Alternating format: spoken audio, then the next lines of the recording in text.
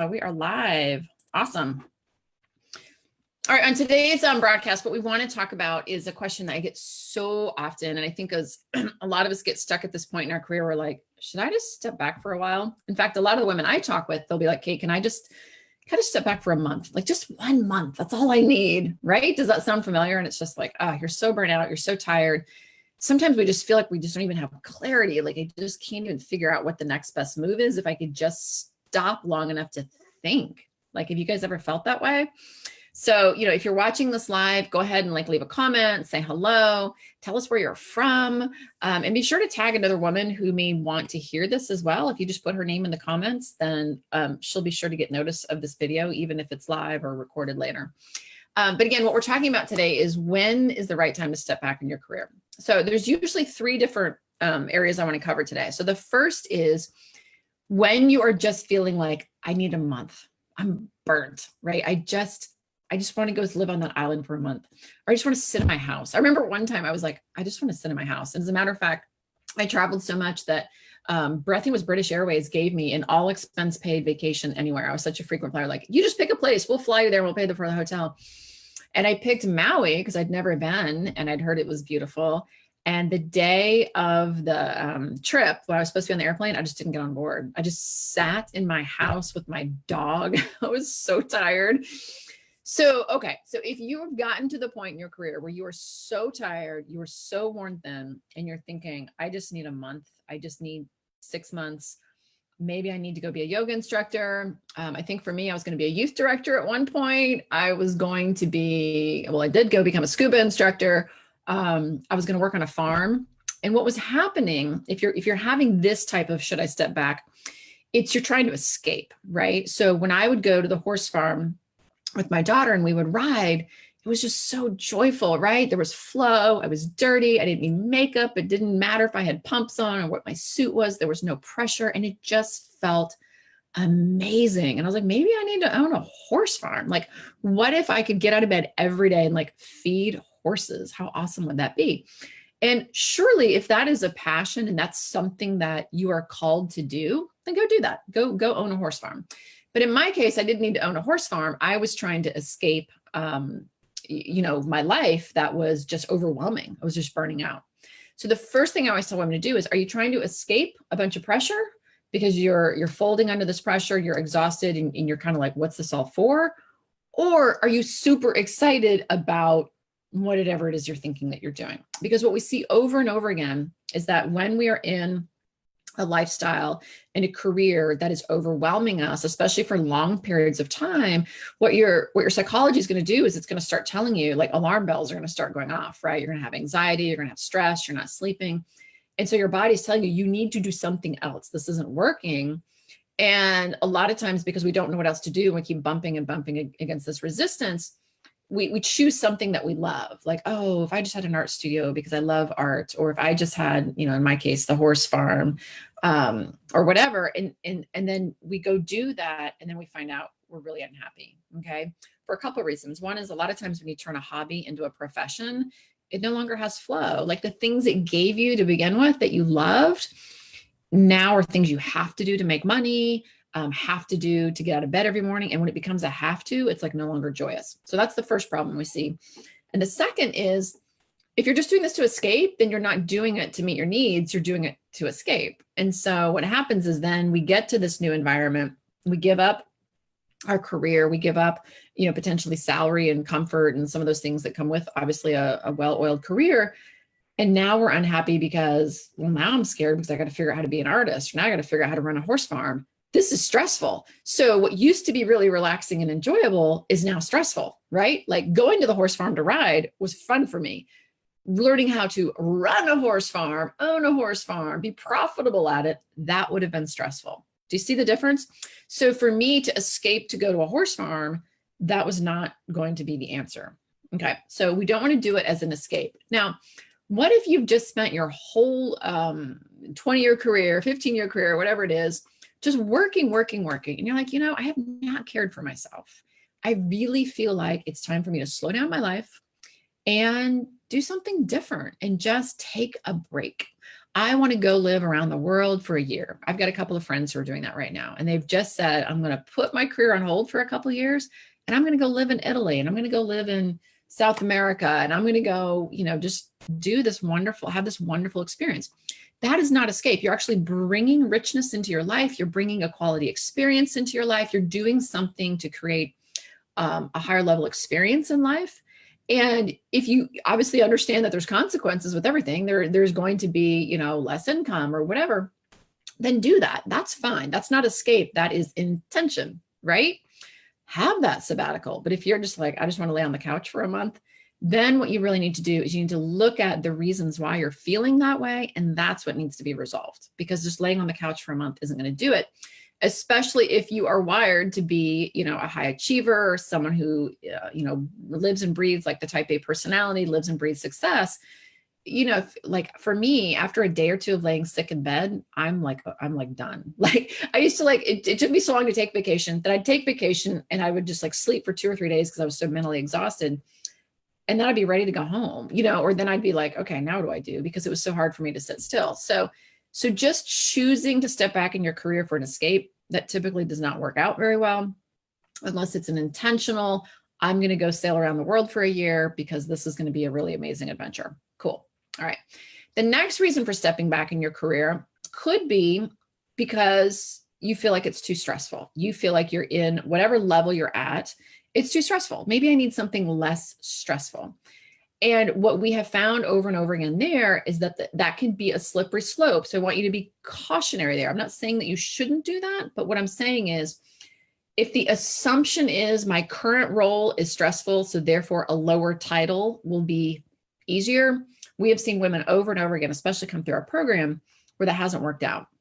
They took a lesser title thinking they have less responsibility, but what was really driving a lot of their stress and anxiety was how they were wired. It was how they were approaching their career, the relationship they had with their career, what that career meant to them, that was driving the stress. So now what happens is you've stepped back from, a position that you were perfectly capable of doing. You've stepped back from a position where potentially you were providing better for yourself and your future, your family, and you're still stressed out and you're still working till 2 a.m. and you're still feeling imposter syndrome or anxiety or whatever. So again, is it an intentional like, oh, I see a position over there in the company. It's not paid as much. It doesn't have the same title as what I have now, but I think the work is fulfilling. Yet I see those people over there not having the same amount of whatever is exposure, the same amount of timelines and deadlines that we have in our division. Do you know what I mean? That's a thoughtful move, and it can be a lateral move. It could be a step back. I mean, that's not going to hurt your career, but it's thoughtful. It's like, hey, right now I've got something going on in my life. I've got young kids. I've got adolescent kids who need me more. I would like to put more time and energy into my health or my marriage, whatever. And then you're saying, but I would like to do that job over there. That looks like an interesting job that is challenging. It just is paid less and doesn't have the same title. Okay, cool. That is not a step back. That's just a decision to do something different. And when women get all wound up and like, oh my God, I'm imploding my career because I'm not like pushing up and up and up and up and up. You're not imploding your career. Your career is fine. Your career is malleable. It's dynamic. Your career is what you make it. And as long as you make that transition with your eyes wide open and stating why you're doing it, I'm doing it because right now in my life that works out better for me, but I love the company and, whatever, then that's great. Then make that move. But if you're stepping back and you're just saying, look, I can't do this position anymore. Right now I'm an executive and I want to go back to being a worker bee. The problem that we see is a couple things. One is, especially if you're trying to get a job outside your company, people don't trust why you're doing that. They're like, I tried to do that once. I was like a VP trying to get a job as like a PR assistant or something ridiculous, and they're like, why would you be doing that? And they're like, why do I want someone who's burnt out, exhausted, and doesn't want to work hard taking over my PR assistant job? They want someone who is energetic and can't wait to be a PR assistant, and it's their best job ever, right? I mean, think about it. So if you're coming at the stepping back with, this will be so much easier for me and I can just do it with my eyes shut, and thank God, like nobody wants that energy. Nobody's going to hire you to do that. They want people who are jazzed about the job, not you because you're tired and exhausted and you're just going to step back because it'll be easier for you. Do you know what I mean? And then again, what happens is we see women when it does work and they're able to secure that type of job, they get resentful because they're watching everyone else go right past them, right? And so now, everyone else is continuing on with their beautiful life, getting promotions or just enjoying their bigger jobs, and you're like back to doing work that is not as fulfilling because you thought it was going to be less stressful. And that can really eat you up. And so that causes a new type of stress. So again, we want to make sure that whatever that move is intentional. Does that make sense? Okay. And again, feel free to write some questions or write your experience. What have you done when it's come to managing your career in the comments below? And then we can kind of chat about it. The last thing we see is when someone wants to step back because of motherhood, right? And so this is, typically tends to be more of a female issue. Not always. We have a lot of guys who are now home with the kids full time. But when it's for motherhood, again, you want to make sure that you're stepping into motherhood, not stepping back from chaos because you can't figure out how to mother and have a big, huge career. Do you know what I mean? So I was talking with a woman on the phone the other day. She booked one of our discovery calls. And the more I kept talking to her, I was like, I don't think you need what we do. It doesn't sound like you want to keep your career. It sounds like you want to be a mom. And she just started crying. It was so beautiful. Like, it was just this release that she was finally admitting to herself it was okay to just want to be a mom. And I did that. I stayed home with my 2 little boys for 2.5, 3 years. And I did some, project work here and there. I did some consulting here and there. I mean, just like lightly tap, people would call me and I'd be like, yeah, I do a little bit. But for the most part, I sat home and we made mud pies and played Legos and read stories. And you know what I mean? Like, it was just very simple. And I enjoyed that, but I wanted to. I'd never had that experience. And I couldn't wait to just be a full-time mom to my 2 little boys who were toddlers, like 3 and 1. It was awesome. Now, if you're just like, I just can't do this job anymore, and I feel like I'm missing out on too much time with my kids, again, a lot of times what we find is if women quit and go full Monty to be stay-at-home moms, now they're resentful and they're actually get angry at their kids. They're short-circuiting because they're like, you didn't clean your room and all I'm asking you to do is eat your peas and carrots. I gave up my entire career to be here with you and you don't appreciate it. And the same thing goes to their husband or their friends or whatever. They're like feeling like everyone else has this wonderful life. And now, you've given up or you've compromised what you really want and who you are because you felt like you needed to be home with your kids and you wanted to, but what you really want is both. You want to have a great job and you want to be a great mom. So if it's stepping back for your kids and you want to go mom, go mom. You can go mom. You can go mom. You can park your career. No big deal. And you can jump right back into your career 10 years later, whatever you need to do, 5 years later. There's this whole drama around like, oh my God, if you step back from your career too long, nobody's going to want to hire you. And that's just ridiculous. You need to keep yourself sharp. You need to keep yourself involved a little bit. I mean, don't just, completely make yourself a hermit, right? Like, go give a speech every now and then at the local chamber of commerce or something, or, go talk in the women's group or, get on a board of directors or something where you're having a meeting once a quarter. I mean, you can still be involved in the business world and have like plenty of time to mother or not. You could just go be a mom, but it has to be in your heart that you're going to that, not like, I'm just going to step back because I can't figure out like how to get home at 6 to feed the kids or whatever. That's where it's not very fun. And so that's what you really need to do is you need to learn to navigate your career differently. If what you truly want, and I always say this, you have to live congruently with what you want and who you are. If you are wired to have a great career and that's what you love and enjoy, then that's what you need to learn how to do while calmly and effortlessly just walking, going home every night and being a great mom too, instead of yelling at your kids or, being frustrated and having no willpower and coming home exhausted on the sofa. Those are all patterns of behavior that you've adopted because you don't know how to navigate your career and you're not wired. You're wired just for success and not wired to create all the balance. Does that make sense? So I hope that answers some questions about stepping back because it seems like it's such an easy thing to do, especially when you're feeling all that stress and all that pressure. It's like, let me just step back. Let me just step back and be a mom. Let me just step back and go on sabbatical. Let me just step back and take this lower level position. And what's happened is you've just gotten to like this breaking point where you're no longer really able to have that clarity of mind to say like, what is really going to be congruent with who I am? Now, I want to talk about some of the like common myths, right? So one of the myths is if I step back, I won't be able to come back into my career. So look, there are some careers where I would say that's true. Like, if you're going to be an astronaut, if you're going to be a New York City ballet dancer, I mean, some of those things, like there's a time, a biological time that you have to be present, and recognize that, some of those things, you'd still be a New York City ballet dancer at the age of 50, I suppose. But at some point, you probably need to realize that if you're going to be really good at that career, there's a time limit on it. But we're talking about the corporate world, which is what we normally talk about.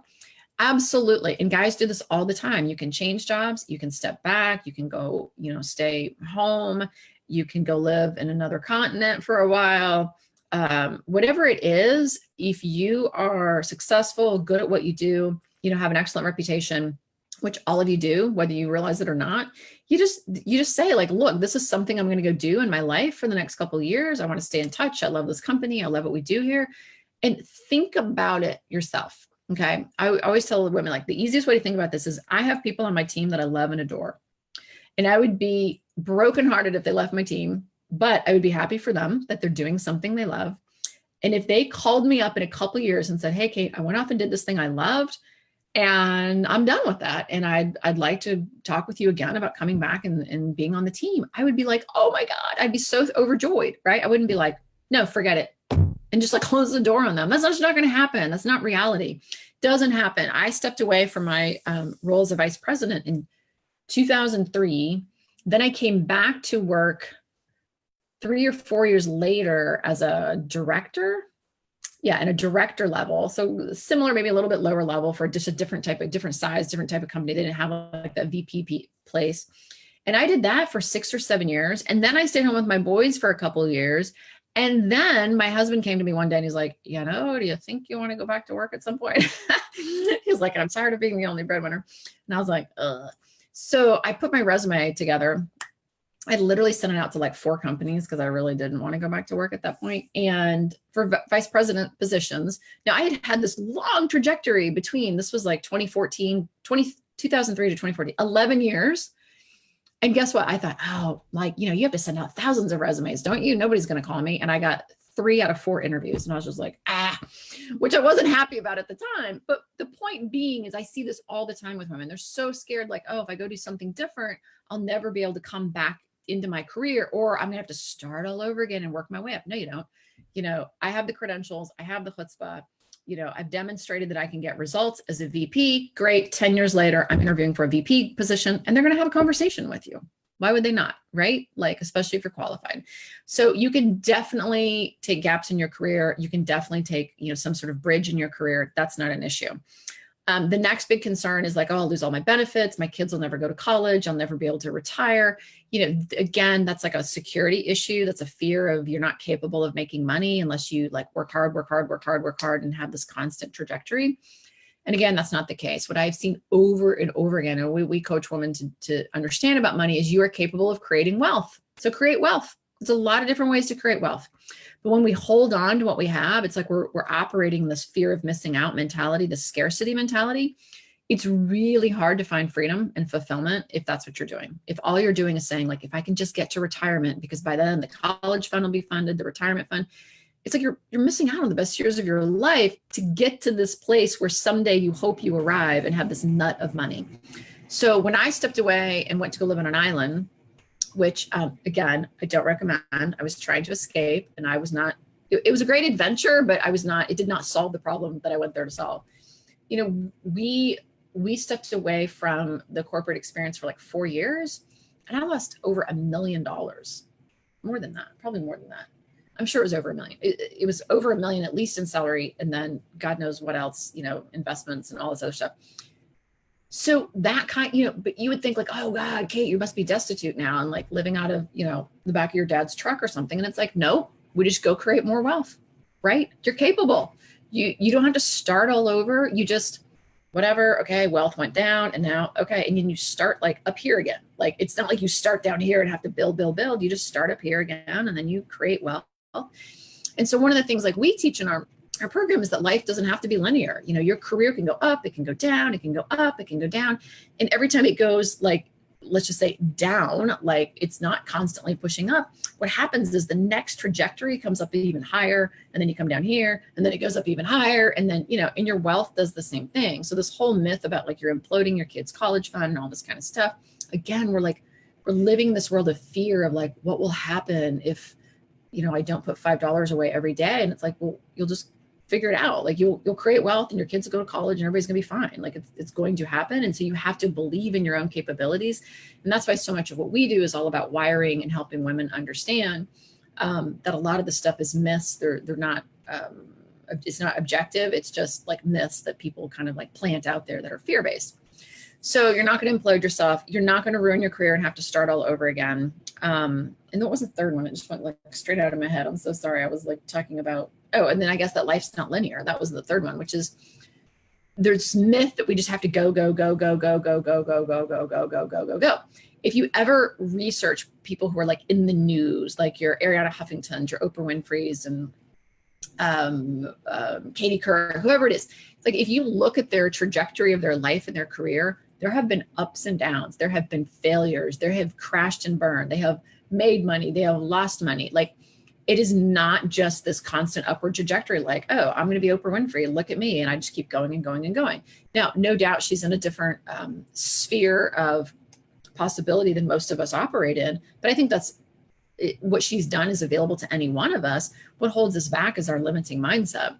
So you have to understand that there's a lot of risks with great rewards. And so if we're just holding on to this linear concept of a career, we're limiting ourselves. And like a lot of the women we work with, they usually come out with one of three outcomes when it comes to a career. They either find a way to navigate their existing career with a lot more empowerment so that they're actually calling a lot more shots, creating more flexibility, having freedom to come and go, and disconnecting mentally. So finally, after all these years, they're learning how to navigate their career in a way where they feel empowered. They're no longer fear-based, and they're just coming and going, doing their life, not changing their job, but life is like easy and simpler. Two, they find out that they're really not in a career that's suited for them. Like the people around them don't have the shared values, don't believe what they believe. And when we're in that type of environment, it's not that you can't survive that or can't navigate it. It's just exhausting. It takes a lot of willpower. So if you're at a point in your life where you've got, a husband or kids or aging parents, you want to put your energy there. You want to put it into your health. You want to put it into coming to work every day to try to argue with people who don't see the world the same way. So you may indeed need to just go on to, similar career, but just at a different company. And then the third thing is we have women who find like this eureka moment where they're like, oh my gosh, like I don't need to be doing this at all. I really want to be, I want to own a pet shop, or I want to, bridge from this career into a whole new career. And that what's been limiting me is I've just been scared about doing that because I thought I'd have to start all over and blah, blah, blah. Right. And so and then there's like shades of gray in between all of that. Right. And so, but none of those are linear. You're just getting promoted. Like if that's something you want to do, you could do that. But what we're talking about here is how to have work-life balance and how to really deal with the stress. So you're not living in a world of stress. Then stop thinking everything has to be linear. If you want to just chill for a couple of years, chill. If you want to do something else, do something else. But the whole point of today's broadcast that I want you guys to learn about is do it with intent, right? Don't do what I was doing originally, which was, I just need to go own a horse farm because every time I was at the horse farm on the weekend, it seemed so peaceful and it gave me flow. Well, that's because it was the weekend and I didn't own the horse farm and I didn't have to manage the horse farm and I didn't have to make the horse farm profitable. And if I had, it would have been cool to put on cowboy boots and jeans instead of, I guess, a pinstripe skirt and heels, but it's just a different outfit. It's the same challenge, right? And so you want to make sure that you're moving forward with steps to help you with the issue you're really having. What is the real issue? Do you just really miss your kids and you want to be home with them? Then figure out what you need to do to get that, right? Or are you just really burnt out and you're so tired and you miss your children, you miss, weighing less than you do now, you miss being healthy and you just are feeling trapped in the gilded cage? Well, then you got to solve that issue. That's a different issue that just stepping back isn't going to heal. Does that make sense? Okay, awesome. So guys, it's been great chatting with you today. Appreciate you coming to the broadcast. Anyone who has any comments, questions, again, feel free to share or tag someone else. That's how we can get this message out there and make sure another woman is not making a decision that she's going to end up down the road feeling resentful about, but joyful. We all should be living in joy, not in resentment, and certainly not in a gilded cage. So thanks again for being here. It's been a lot of fun, and I will see you on Friday's broadcast.